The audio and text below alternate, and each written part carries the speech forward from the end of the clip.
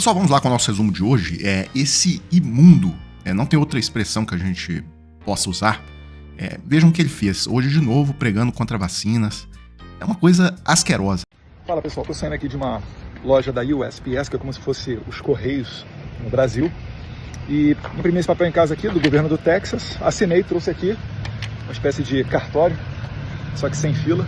Paguei $10 e está feita a declaração juramentada, onde eu fico responsável pela minha filha não tomar vacinas. E ela pode se matricular em qualquer escola aqui do Texas. Isso daí mostra que aqui nos Estados Unidos existe o respeito à liberdade dos pais decidirem o que é melhor para o futuro dos seus filhos. Até porque se ocorrer algum efeito colateral... Efeito colateral. Meus amigos, vacinas infantis. Nós estamos falando de poliomielite. Pessoal, isso aí evita paralisia infantil. Isso evita doenças que destroem com o futuro da criança. Então, o entendimento que há aqui no Brasil é que o pai não pode deliberadamente destruir a criança dessa forma. Então, não essa questão de liberdade, até que ponto a liberdade desse babaca vai para poder destruir a liberdade da filha dele de ser saudável.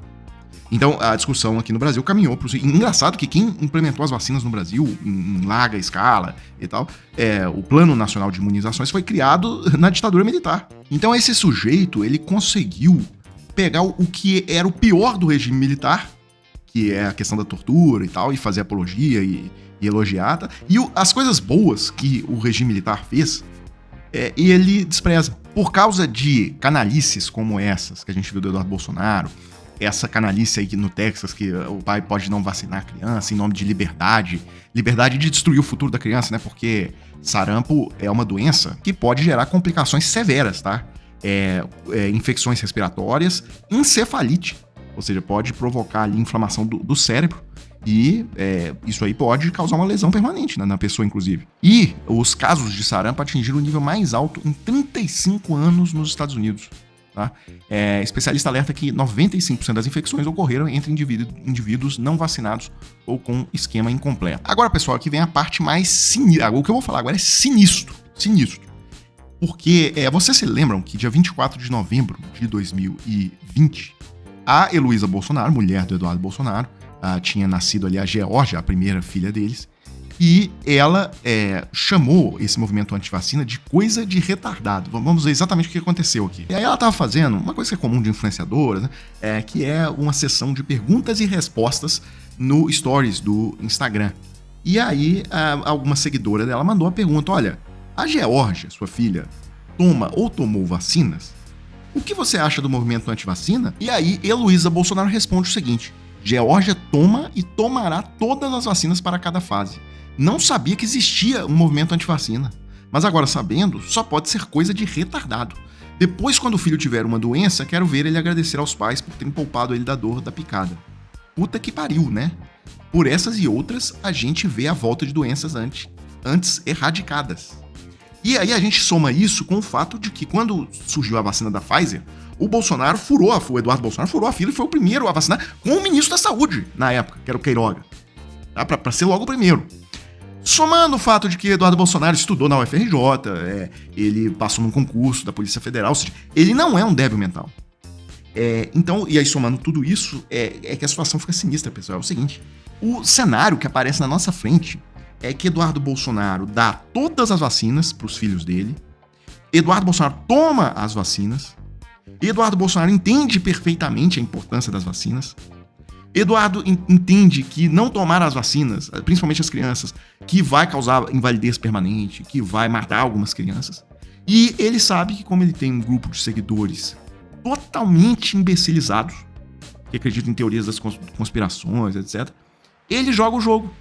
Ele conta mentira para essas pessoas continuarem seguindo, e eu fico pensando como que uma pessoa dessas coloca a cabeça no travesseiro à noite, sabendo que lá no interior de São Paulo tem lá no interior um imbecil completo que recebe só lixo no WhatsApp e mal escolarizado e que cai nessas teorias de conspiração e que acha que vacina é a pior coisa que existe, não vacina a criança dele, inclusive recebendo conteúdo do Eduardo Bolsonaro, e a criança inclusive morre por conta disso. Como é que o sujeito faz um negócio desse? Nesse momento, infelizmente, além de dar as notícias, de trazer as informações corretas, nós estamos esgrimando com loucos com irresponsáveis, com gente que é capaz de entrar num WhatsApp da vida e sair espalhando mentira.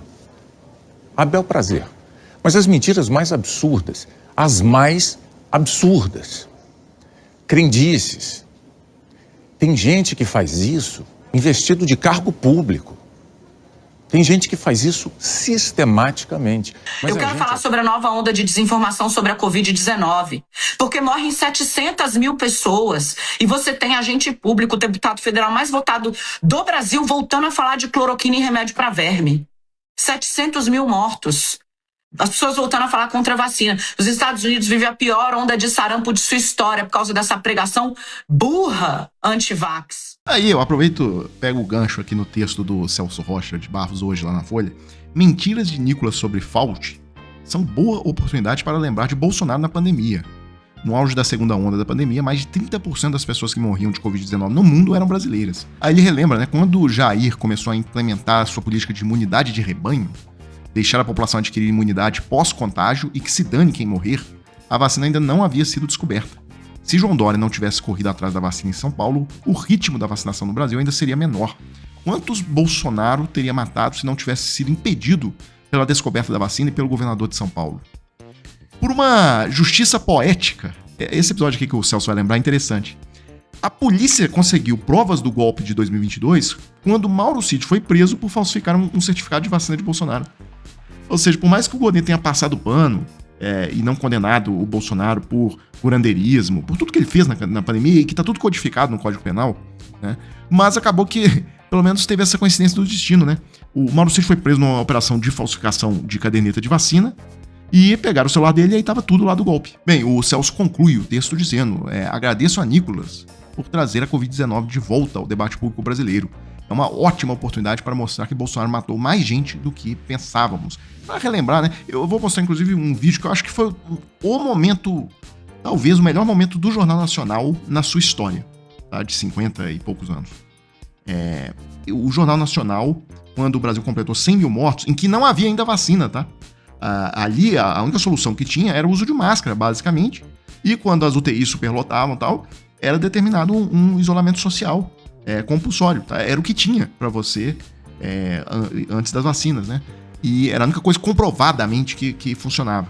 E aí o Jornal Nacional fez um editorial brutal, falando coisas ali sobre a conduta do Bolsonaro até aquele momento na pandemia. Mal eles sabiam que o Bolsonaro ainda atrasaria a compra da vacina lá na frente. Mal eles sabiam também que, depois da vacina já amplamente testada em milhares e milhares de voluntários em vários países, inclusive no Brasil, né? Eu mostrei outro dia aqui os 13 mil lá do Butantan e tudo.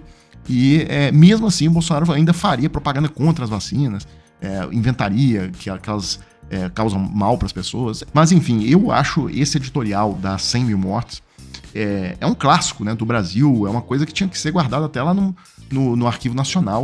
Todo cidadão brasileiro tem o direito à saúde.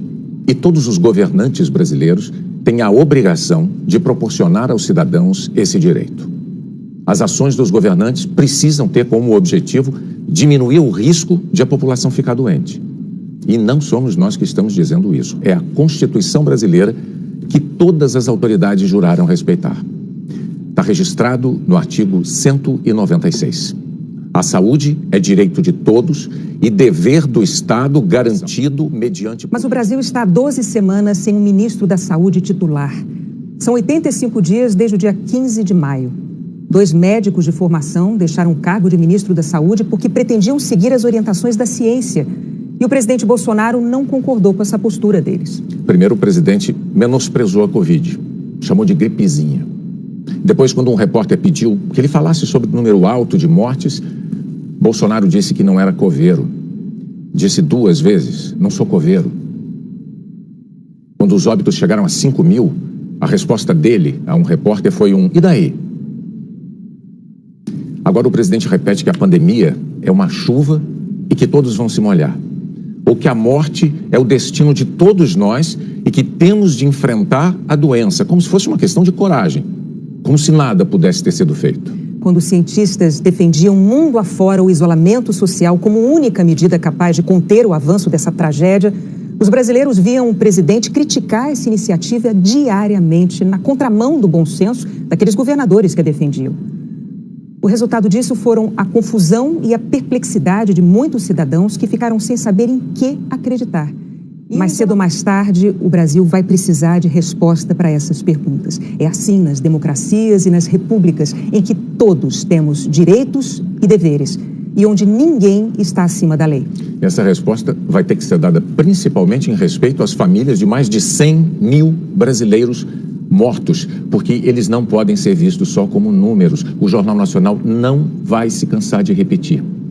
Essas vidas perdidas eram de brasileiros como todos nós. Não eram pessoas que estavam fadadas a morrer por qualquer outro motivo. Elas morreram de Covid. Deixaram uma família em dor, amigos, colegas de trabalho, conhecidos. Nós não podemos nos anestesiar. 100 mil pessoas. Nós reconhecemos a dor de todos os que perderam alguém querido nessa pandemia. Nós respeitamos essa dor e manifestamos a nossa solidariedade irrestrita com cada um.